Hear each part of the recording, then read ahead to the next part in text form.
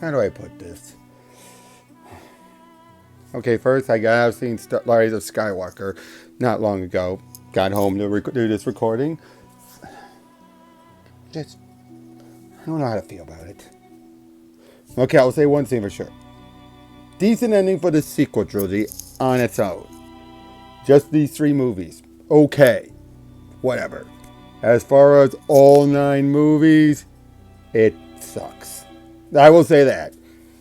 But everything I'm hearing about, all the stuff coming out about what Abrams wanted to do, the corner he was backed into by Rian Johnson, I don't blame him. I am not putting any of the blame on Abrams. And this movie it wasn't horrible. Hell, I'll say this. When I saw Last Jedi, it took me until after the theater going experience for my hatred to boil. But this just feels like... It doesn't feel like I left awake or a funeral. It's not that bad. But it's just so awkward. I guess it's the right way of putting it. Spoilers, although I'm pretty sure most of you guys already know them. But throughout this movie, we've been seeing, throughout all this, it opens up right away saying, Palpatine's alive. Someone sent a message as Palpatine. And now everyone's trying to find where he is. Yeah, they don't waste any time. They just go right into it. They have Kylo Ren meet up with him and find him. And like I say, Ian McDiarmid, the effects for him were pretty good.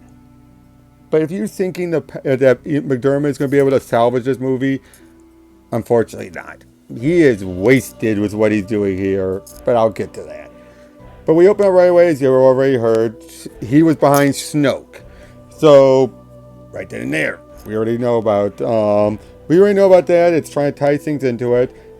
It's stupid, but at least it's some explanation. And that all those voices in Ben's head were the Emperor's. Okay, fine. That sounds like something he would do to agree. We never get an explanation of how the Emperor's back. All we know is there are some power and forces and there are some elements of the Force some might consider unnatural. And he's like a zombie corpse, things like that. His plans goes all over the place. Those of you who remember my Dark Empire review, how I pointed out how crazy the Emperor in that one is, at least he had clone degeneration insanity to cause it. This doesn't sound like Palpatine at all. You have McDiarmid doing it. This just feels so like, well, okay, yeah, he does feel like there's a shell of himself. Yes. But how can I put this? Okay, I'll continue back to it. But basically, throughout this, I'm trying to find this MacGuffin, and they play on your emotions. They jump to all these other planets. They just go around. We get some explanation on Rey's parentage. How, she's a Palpatine. We already know that now. Things like that. Yada yada. I'll say this: the acting is good in this. I did not find any bad performance in this at all. Not one. All the acting was good, for the most part. I actually love the banter, the trio and everything bantering around. That was some of the best stuff, was the humor. I know some people don't like it. I did. I felt like that felt like Star Wars. In fact, that's the one thing about this movie. It feels like Star Wars. Last Jedi never did. Last Jedi felt like someone else was given the Star Wars license and just sort of be artsy-fartsy.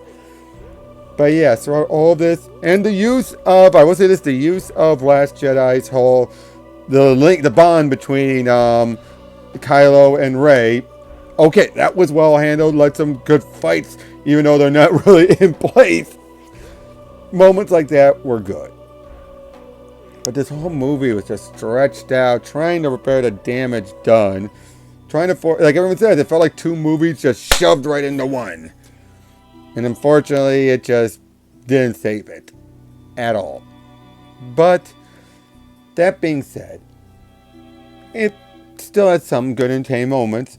I'll also say this, the stuff with Carrie Fisher, it felt like a Weekend at Bernie's. It felt like you knew something was so off. You had the people have to speak like, Leia's going to have to use her, what she's going to have to do to communicate with her son. Or, yeah, well, we had to do this. I know that. I'm so sorry. Like, I failed the testing. It's like,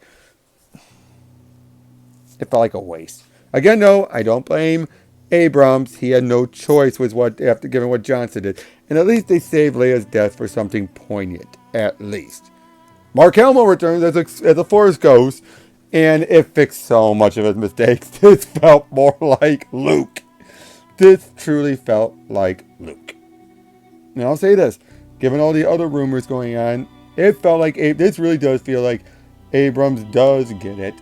He was able to work with Mark on these sequences, and we actually got to look at this. Feels like I was wrong, and he admits it right up. He basically just talks it over, and they just right then and there reveals how, yeah, things are going to be fine. That was one of the best moments. Was that, and also what really got me choked up was once they found out about Leia's death, Chewie breaking down. I felt like, oh, Chewie. I mean, I really felt it. And I know Peter Mayhew's now around, but it just felt like he was still in that suit. The guy I'm currently doing is a great job. It just felt so real. You really felt bad for Chewie. He lost Han a while ago, about a year ago technically, given how this has only been a year after Last Jedi, which was only a couple months later. Yeah, he lost Han, and now he's lost Leia. Speaking of Han, Harrison Ford pops up again, and I thought it was a nice moment. Again, moments like this felt good. It felt interesting. Not enough to bring closure to everything. Billy D. Williams as Lando, again, felt good, but again, so much of the stuff did feel like pandering. It really felt like fan service for the sake of fan service. And then, once we get to the finale, once we get there, it's all over the map. It is just so felt like Return of the Jedi. Now here, I understand Sidious and Palpatine wants to taunt Rey to attack him, to kill him, so he can live on her. Because at the moment where he stands, he has no idea about the bond between her and Kylo. Just, this is what she wanted, and basically, once he started saying, "If you strike me down, you could stop this." That actually was a case where she feels like she had no choice. Although she started to to act like she was giving in when she sensed Ben was coming, so who knows what was going through her mind. But at the same time now, it just felt hollow. That's the problem. With Palpatine there, the effect, Ian McDiarmid was putting his all. It just felt so off. And then, when Ben shows up, them using the bond, the bond for him to transport it. It's like, now you will strike me down, and I will live on in you. Hand back, gone, and then Ben pulls out the lightsaber. And I love it. He just looks at the Knights of Ren, completely wasted, by the way. He's just like, well, like, yeah, that happened. And he takes them down, makes his way to Rey. And now, again, Palpatine's mind is his plan. Oh, I want her dead. No, I really don't want her dead. Yeah, that makes no sense. But the moment he senses the bond and how it can actually heal him, that you can understand things change. So yeah, he doesn't need to be struck down and relive through Rey. He could just absorb their bond, this dyad between them, and be able to use it to regain his full power. But then he's just shooting force lightning all over the place. It felt like an FM again. Hoo ah, hoo ah, hoo. That's all he was doing was the force lightning. And then Rey just takes out, two lightsabers. Then granted, she has all the Jedi helping her, but from a visual standpoint, this stunk. And she's like I'm all the Jedi. That was it. Palpatine's dead like that.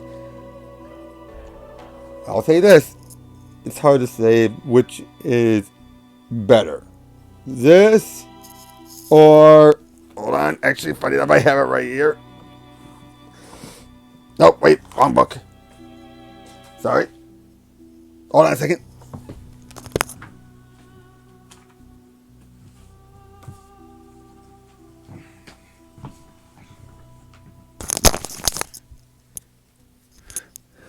All right. Him being taken out by that special effects bonanza or getting shot by Han Solo with a blaster.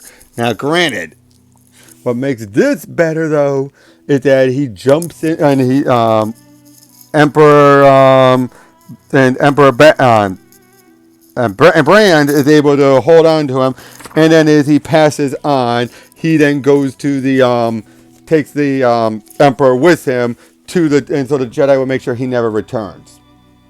That in a story beat is much stronger. Here it just feels like I am all the Sith, I am all the Jedi. Whoosh.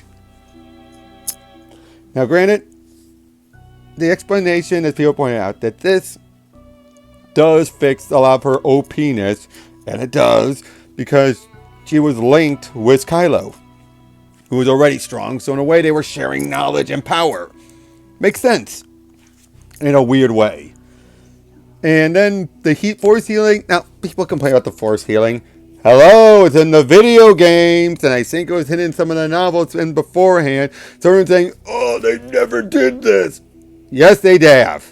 And the fact that she takes away from their life force is a lot less of an ass pull than, oh, they can heal it, no problems. Because, of course, we got to appease the Reylo fans and then have it be, oh, we redeem, and he sacrificed himself to bring her back. I personally say Rey should have died and Ben should have moved on in her memory. That would have been so much better, but nope. We have to have Rey be the awesomest one. She has to be the last one standing.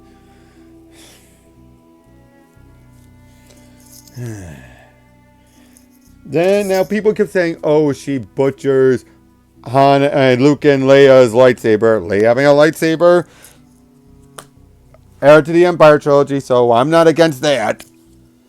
But yeah, and having it be that and that, that she goes to Tatooine, and they say she cannibalizes Luke and Leia's lightsaber to make her own. It's not shown here.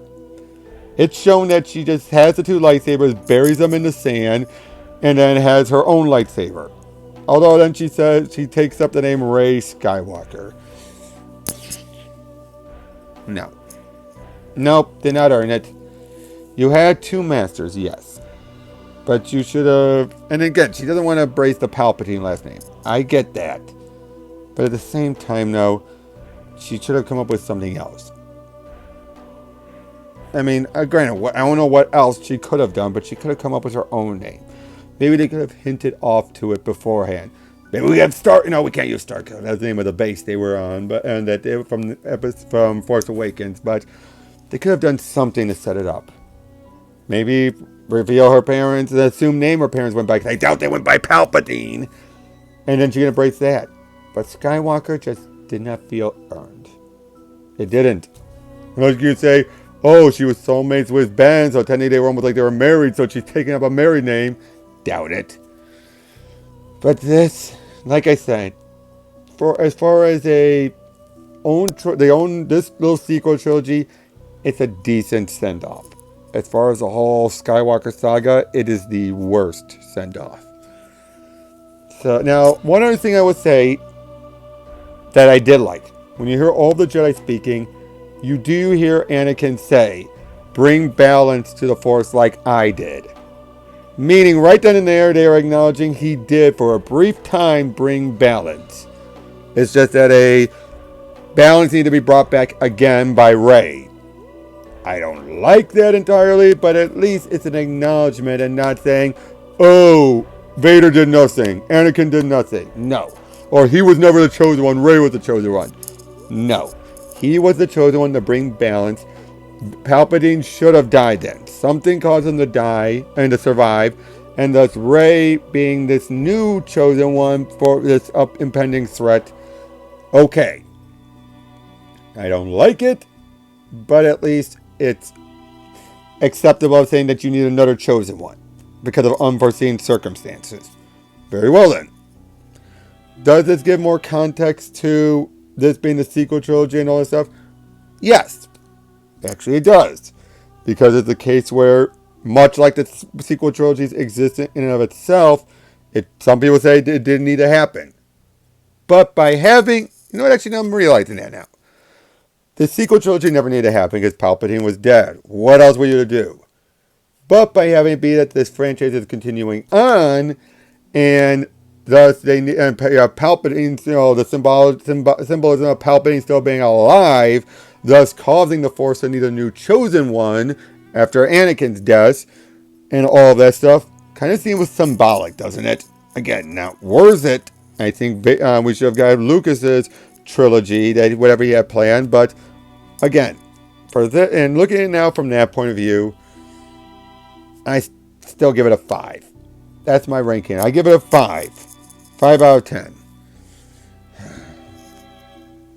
And it should have been so much grander.